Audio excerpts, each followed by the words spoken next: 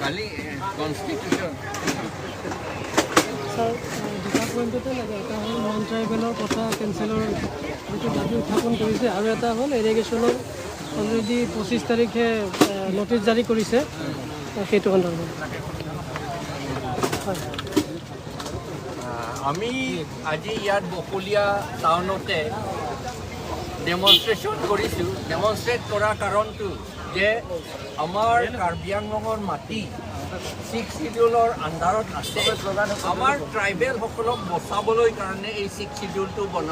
বনোৱা হৈছে এতিয়াও কাৰ্বিসকলে বেকৱাৰ্ড হৈ আছে এতিয়াও আমাক প্ৰটেকশ্যন লাগে আমাক বচাব লাগে আমাক দয়াহে কৰিব লাগে মাত্ৰ মৰম নহয়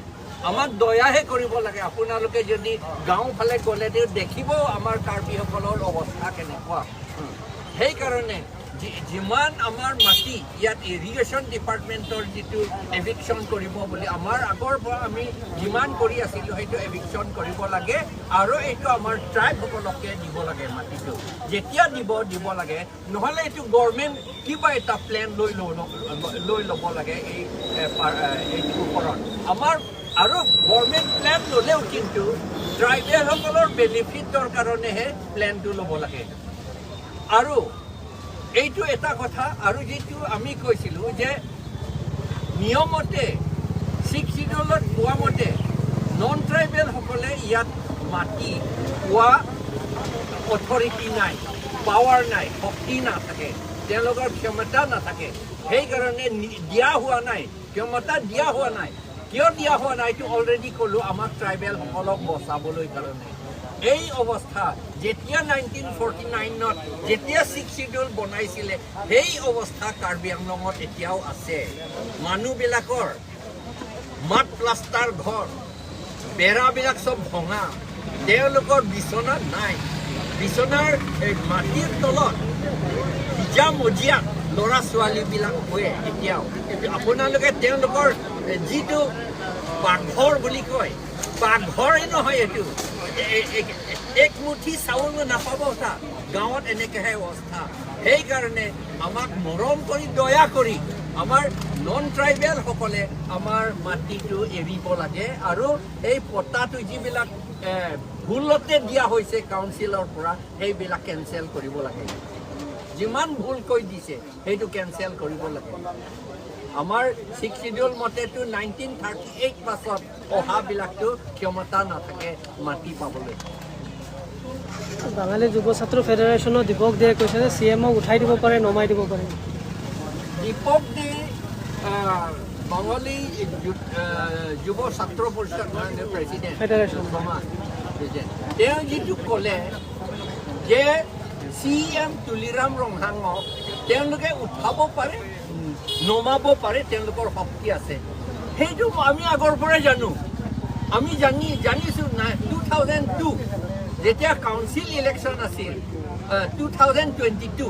কাউন্সিল ইলেকশ্যন হৈছিল সেইটো আমাৰ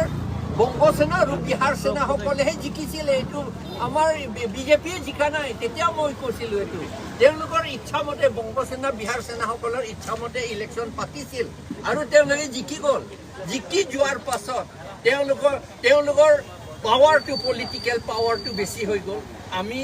আমাক পলিটিকেল পাৱাৰ দিছিলে 6 শিডিউল মতে সেই 6 শিডিউলৰ পাৱাৰটো আমাৰ লগত নাইকিয়া হৈ গ'ল এতিয়া এইটো সঁচা কথা এইটো যিটো দীপক দে কৈছে এইটো সঁচা কথা মিছা কোৱা নাই তেওঁ এইটো অকল তুলিৰাম ৰংহাঙক নহয় তুলিৰাম ৰংহাং তাৰ EM যিমান আছে যিমান কাউন্সিল মেম্বাৰ আছে যিমান MLA আছে যিমান MP আছে অমৰ সিং কিছু সেইবিলাকক তেওঁলোকে ইচ্ছা হ'লে বংগসেনা বিহাৰ সেনাসকলে উঠাব পাৰে নমাব পাৰে পেলাই দিব পাৰে তেওঁলোকে ইচ্ছা হ'লে এইটোৱে কথা আপোনালোকে কৈছে নন ট্ৰাইবেল বোলে আকৌ অসমীয়াটো নন ট্ৰাইবেল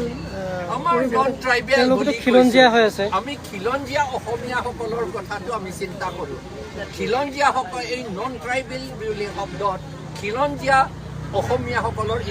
ইনক্লুড নহয় তেওঁলোকক আমাৰ লগতে ৰাখিছোঁ খিলঞ্জীয়া অসমীয়া আদিবাসীসকলক আমাৰ APHC লগত হিল ট্ৰাইবসকলৰ বা ট্ৰাইবসকলৰ লগতে আমি ইনক্লুড কৰি ৰাখিছোঁ এতিয়া নন ট্ৰাইবেলৰ ভোটাৰ লিষ্টৰ পৰা নাম কৰ্তন কৰিবলগীয়া ভোটাৰ এতিয়া খিলঞ্জীয়া অসমীয়া নন ট্ৰাইবেলত পৰিছে আপোনালোকৰ সেইটো যে খিলঞ্জীয়া অসমীয়াসকলে 4% যিটো আছিলে 1951ত ট্ৰাইবেলসকলৰ 96%,